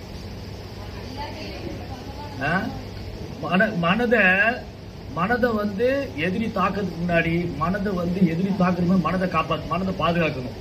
அப்போ மனதுல வந்து ஹரே கிருஷ்ணா கிருஷ்ண கிருஷ்ணா ஹரே ஹரே, ஹரே ராம் ராம ராம ஹரே ஹரே ஜபம் பண்ணி மனதை வந்து கிருஷ்ணன் மேல நிறுத்தணும். ஏன்னா இந்த எதிரியை யாரால வெல்ல முடியாது, கிருஷ்ணரால மட்டும்தான் வெல்ல முடியும். கிருஷ்ணருடைய தயவு இருந்தா தான் வெல்ல முடியும். இவன் பயங்கரமான எதிரி, அதான் இவன் பயங்கரவாதி. உண்மையான பயங்கரவாதி இவங்க தான், காமம், கோபம், பேராசை. வேற யாரும் பாகிஸ்தான்காரெல்லாம் பயங்கரவாதியே கிடையாது. அவன்லாம் ஒண்ணும் இல்ல, சும்மா AK-47 சுட்டா அவன் பொசுன்னு விழுந்துருவான். ஆனா இந்த பயங்கரவாதி இருக்கான் பாத்தீங்களா, இவன் சூட்சம நிலையில தாக்கிட்டு இருக்கான், கண்ணுக்கே தெரிய மாட்டான், டபார்னு வந்து அடிச்சிருவான், பினிஷ். இந்த பயங்கரவாதி கண்டுபிடிக்கணும். இவன் வந்து மனதில் இருக்கானா, மனமே நீதான் அது மேல ஆசைப்படுற, நீதான் அது மேல பற்றுதல் வைக்கிற, நீதான் அதை அடையணும்னு நினைக்கிற, நீதான் கோபப்படணும்னு நினைக்கிற, ஒழுங்கா இரு பேசாம அப்படின்னு துப்பாக்கி எடுத்து மனசு சுடணும். டப்பு டப்பு டப்பு டப்புன்னு. எப்படி ராணுவ வீரன் வந்து பயங்கரவாதி வந்து அப்படி சுட்டு குண்டுகளால தொலைக்கிறான், அந்த மாதிரி நம்ம என்ன பண்ணணும், ஜெபமாலை எடுத்து சுடணும் மனசை. ஹரே கிருஷ்ண கிருஷ்ண கிருஷ்ண ஹரே ஹரே, ஹரே ராம ராம ராம ஹரே ஹரே. மனதில் இருக்கிற எதிரி எல்லாம் வெடிச்சு செதறணும். மனதில் இருக்கிற எதிரி எரிஞ்சு பஸ்பமாகணும்.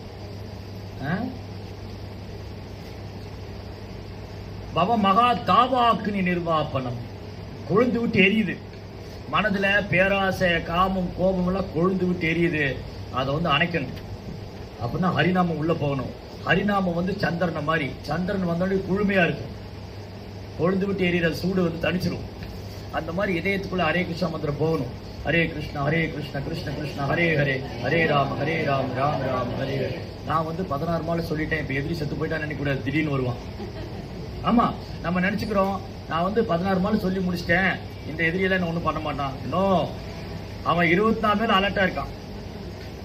அவன் இந்த காமம், கோபம், பேராசை 24 மணி நேரம் அலர்ட்டா இருக்கு. நம்ம என்ன பண்றோம், 16 மாலை சொல்லிட்டு எதிரி ஜெயிச்சிடும், ஆடு வருவான், டப்புன்னு வந்து ஒரு அடி, டப்புன்னு கோபம் வந்துருது, டப்புன்னு ஆசை வருது. நீ ஹரே கிருஷ்ணா மந்திரம் சொல்லிட்டு தான் இருக்கு, நீ ஏன் இதுக்கெல்லாம் ஆசைப்படுற, நீ அது மேல பற்றுதல் வச்சிருக்க. என்னாச்சு, எதிரி அடிச்சிட்டான்.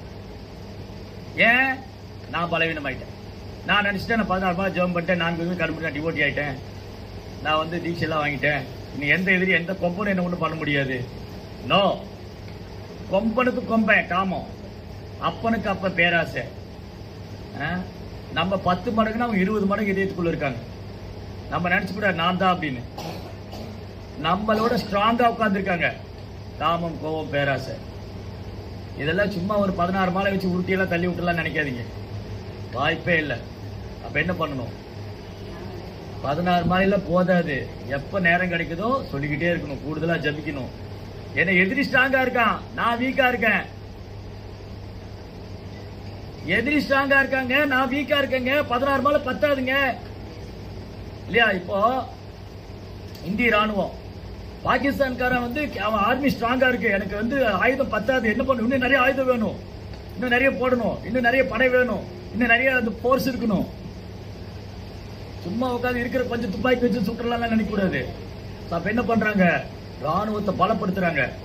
எல்லையில் என்ன பண்றாங்க, எல்லையில் கூடுதலா ராணுவங்கள் வந்து போடப்பட்டது, கூடுதலா வந்து எந்திரங்கள் போடப்பட்டது, கூடுதலா வந்து வெடிக்கருவிகள்லாம் போடப்பட்டது. என்ன பாதுகாப்பு, எப்பெல்லாம் தாக்கிடுவான்.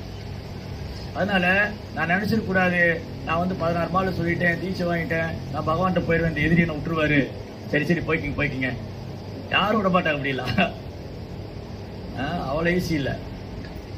அப்போ மனதில் இருக்கிற இந்த எதிரியை கொல்லணும்னா, இந்த எதிரியை ஜெயிக்கணும்னா, இந்த எதிரியை அழிக்கணும்னா ஹரே கிருஷ்ணா மந்திரத்தை கண்டினியூஸா சொல்லிட்டு இருக்கு. எப்பெல்லாம் நேரம் கிடைக்குதோ சொல்லணும். நான் 16 மாலை சொல்லி முடிச்சு மாலையை தூக்கி ஆடியில மாட்டிருக்கூடாது. எதிரி ரெடியா நிக்கிறாரு. அந்த எதிரி வந்து எப்படா நம்ம அசுருவன் பார்த்துட்டு இருக்காரு. இந்த மனசுல இருக்கிற எதிரி வந்து எப்ப நம்ம அசுருவன் பார்த்துட்டு இருக்காரு. நம்ம நினைச்சிட்டு இருக்கோம் நான் வந்து சேஃபா இருக்கேன், நான் பாதுகாப்பா இருக்கேன், ஒன்னும் பண்ணிட முடியாது. நோ. அப்ப மனதுல இருக்கிற எதிரிய நாம ஜெபம் பண்ணி வெல்லணும். புலன்கள் இருக்கிற எதிரி என்ன பண்றது? புலன்களை வந்து கிருஷ்ணனுடைய சேவையில் ஈடுபடுத்தணும். அதான் மாதாஜிக்கெல்லாம் சர்வீஸ் கொடுத்துருக்கோம், நிறைய சர்வீஸ். கோயிலை சுத்தப்படுத்தணும், கூட்டணும், பெருக்கணும், கோசாலையை கிளீன் பண்ணணும், சாணம் எடுக்கணும், டாய்லெட் கிளீன் பண்ணணும், எல்லா பக்தருக்கும் சேவை. ஏன்னா புலன்கள் எதிரி இருக்கான், ரொம்ப ஸ்ட்ராங்கா இருக்கான். அதனால என்ன பண்ணணும்? ஹார்ட் ஒர்க் பண்ணணும். புலன்கள் உள்ள எதிரி ஜெயிக்கணும், ஹார்ட் ஒர்க் பண்ணணும், கடினமா உழைக்கணும். புலன்களுக்கு இடமே கொடுக்கூடாது. காது இவங்க என்ன சொல்றாங்க, அவங்க என்ன சொல்றாங்க, இவங்க என்ன பேசுறாங்க, அவங்க என்ன பேசுறாங்க, அது என்ன பேசலாம், இது என்ன, அது என்ன, இதெல்லாம் இடம் கொடுத்தோம், பினிஷ். அதனால புலன்களுக்கு சேவை கொடுத்துக்கிட்டே இருக்கு. ரெஸ்டே கொடுக்கூடாது. படுத்தா தூக்கியது, ரெஸ்டே கொடுக்கூடாது. ஏன்னா புலன்கள் அவ்வளவு கொடூரமானது. இந்த புலன்கள் வெறும் பண்டிதனை கூட வீழ்த்திரும். கிருஷ்ணா சொல்றாரு, பலவான் இந்திரிய கிராமம். பெரும் பெரும் ஞானி கூட புலன்களுக்கு வீழ்ந்திருக்காங்க. கோபத்துக்கு வீழ்ந்திருக்காங்க, காமத்துக்கு வீழ்ந்திருக்காங்க, பேராசைக்கு வீழ்ந்திருக்காங்க. அப்ப அல்ப ஜீவராசி நம்ம. ஞானிகள் வந்து தனி இடத்துல போய் மனதை புலன்களை கட்டுப்படுத்தி ஆயிரக்கணக்கான வருஷம் தவம் பண்ணா ஒரு செகண்ட்ல போச்சு. நம்ம என்ன பக்தி பண்றோம், நம்ம என்ன ஜெபம் பண்றோம்? சும்மா மாலையை உருட்டி விட்டுருக்கோம், அவ்வளவுதான். எனி டைம் வந்து. அதனால புலன்களை வந்து கிருஷ்ணனுடைய செயல ரிஷிகேன ரிஷிகேச சேவனம் பக்தி ருச்சதே. புலன்களை கிருஷ்ணனுடைய செயல் ஈடுபடுத்திட்டே இருக்கணும். புத்தியில அசுரம் உட்கார்ந்துருக்கான், காமம், கோபம், பேராசை. இவனை எப்படி ஜெயிக்கிறது? பகவத்கீதை பாகவதம் படிக்கணும். சொல்றாரு கிருஷ்ணா, ஏ புத்தியே நீ வலிங்கி போகாத, நான் சொல்றது கேளு. கிருஷ்ணா சொல்றாரு, இவன் தான் உன் எதிரி, புத்தியில உட்கார்ந்துட்டு இருக்கான், கவனிச்சுக்கோன, விட்டுறாத. அப்ப புத்திய வந்து சாஸ்திரம் படிக்கணும். சாஸ்திரம் படிச்சது எப்போ? கோபம் வரதுக்கு முன்னாடி புத்தி சொல்லணும். ஏய் நீ ஏன் கோபப்படுற, நீ கிருஷ்ணன் சொன்னார்ல இவன் தான் அவன் எதிரின்னு. நீ ஏன் ஆசைப்படுற, நீ கிருஷ்ணன் சொன்ன இவன் தான் அவன் எதிரின்னு. நீ ஏன் வந்து பேராசை பண்ற, அது கூடாதுல கிருஷ்ணன் சொல்லியிருக்காரு. இதுதான் புத்தி. அதை விட்டு அவ்வளவுதான். அதனால இந்த 3 விஷயங்கள், காமம், கோபம், பேராசை, நம் புலன்கள் இருக்கு, நம் புத்தியில இருக்கு, நம் மனசுல இருக்கு. எதிரி யாருன்னு கிருஷ்ணன் சொல்லி கொடுத்துட்டாரு, அவன் எங்க இருக்கான்னு சொல்லி கொடுத்துட்டாரு. இனி அவனை வெல்ல வேண்டியது முயற்சி நம்ம கையில தான். முயற்சி நம்ம கையில, அனுகிரகம் கிருஷ்ணர் கையில. கிருஷ்ணா நான் சின்சியரா ட்ரை பண்றேன், இன்னையில இருந்து நான் ட்ரை பண்றேன், என் புத்தியை ஒழுங்கா கிருஷ்ண பக்தியில பயன்படுத்துவேன், வேற எதுக்கு பயன்படுத்த மாட்டேன். ஏன்னா அதுல ஆல்ரெடி காமம், கோபம், பேராசை இருக்கு, இதை நான் கட்டுப்படுத்தணும். அதனால ஒழுங்கா பகவத்கீதா பாகவதம் ஒழுங்கா படிப்பேன். தினமும் 2 பக்கம் 3 பக்கம் படிச்சாலும் ஒழுங்கா படிச்சு நீங்க என்ன சொல்றீங்க, பிரபுபாதர் என்ன சொல்லியிருக்காரு, அது புத்தியில ஏத்தணும். மொபைல்ல சார்ஜ் போடுற மாதிரி புத்திக்கு சார்ஜ் போடணும். 2வது புலன்களை வந்து கிருஷ்ணா இந்த புலன்கள் ரொம்ப மோசமானது, கண்ணு புலன்கள்லாம் ஒரு பக்கம் இழுத்துட்டு போகுது, இதுல காமம், கோபம், பேராசையெல்லாம் இருக்கு, இதையும் நான் சுத்தம் பண்ணணும், உங்க சேவையில ஈடுபடுத்திட்டே இருங்க. அடுத்தது மனசு. இந்த மனம் தான் எல்லாத்துக்கும் காரணமா இருக்கு. எல்லா பிரச்சனைக்கு நடுநாயகனா இருக்கிறது மனசு தான். இந்த மனசு தான் சொல்லுது, நீ கோவப்படு, உன் மேல நியாயம் இருக்கு, நீ சண்டை போடு, நீ வந்து ஆசைப்படு, நியாயமா தானே ஆசைப்படுற, நீ இதை அடைஞ்சிடலாம், நீ அதை அடைஞ்சிடலாம், நீ வந்து அது வாங்கு, நீ இதை வாங்கு, அந்த பக்தர் வாங்கிட்டாரு, இந்த பக்தர், நீ ஏன் இப்படி இருக்கிற. இது மனசு டிக்டேட் பண்ணு. ஒரு நாளும் மனசு சொல்றது கேட்க கூடாது, புத்தி சொல்றதையும் கேட்க கூடாது, புலன்கள் சொல்றதையும் கேட்க கூடாது. யார் சொல்றது கேட்கணும்? பிரபுபாதர் என்ன சொல்லியிருக்காரு, கிருஷ்ணன் என்ன சொல்லியிருக்காரு, வைஷ்ணவர் என்ன சொல்றாங்க, சீக்ஷா குரு என்ன சொல்லியிருக்காங்க, தீஷா குரு என்ன சொல்லியிருக்காங்க, அதை கேட்கணும். நம்ம என்ன பண்ணுவோம், அப்படியே நேர்மாறம். பக்தர் சொன்னா கேட்கவே மாட்டோம், அவர் சொல்லிட்டே தான் இருப்பாரு. ஏதாவது என் மனசு சொல்றதுதான் கரெக்ட், என் புத்தி சொல்றதுதான் கரெக்ட், நான் சொல்றதுதான் கரெக்ட். அப்ப யார் கஷ்டப்படுவா? அதனால இந்த விஷயத்துல ரொம்ப கவனமா இல்லைன்னு சொன்னா கடைசியில கஷ்டப்படுறது, துன்பப்படுறது நம்ம தான். அதனால மனசு சொல்றதையும் கேட்கக்கூடாது, புத்தி சொல்றதையும் கேட்கக்கூடாது, புலன்கள் சொல்றதையும் கேட்கக்கூடாது. பிரபுபாதர் என்ன சொல்லியிருக்காரு, பகவத்கீதை பகவான் கிருஷ்ணர் என்ன சொல்லியிருக்காரு, பக்தர் என்ன சொல்றாங்க, சீக்ஷா குரு என்ன சொல்றாரு, தீக்ஷா குரு என்ன சொல்லியிருக்காரு, அதுதான் நமக்கு நன்மை தரும். அப்படி இல்ல அரே. श्रीमद् भगवद गीता की जय। श्री प्रभुपाद।